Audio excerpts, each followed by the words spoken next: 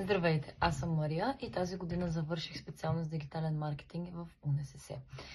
Тук съм, за да ви разкажа малко повече за своя личен опит в магистратурата. Като за начало искам да споделя своето впечатление относно преподавателите и техния професионализъм.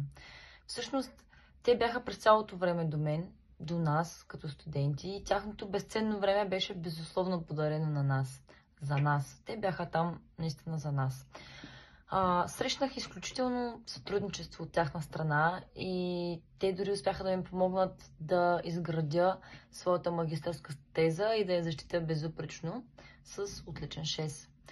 По-настоящем цялостната програма по дигитален маркетинг ме запали и ме мотивира сама да изградя собствен бизнес и да започна своя агенция по дигитален маркетинг.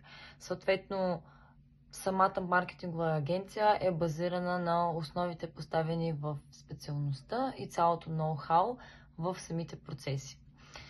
С две ръце препоръчвам програмата за всички бакалаври, които желаят да се развиват и които жадуват всъщност да бъдат себе си, да работят за себе си и най-вече да инвестират в това да запазят своята автентичност и идентичност дългосрочно.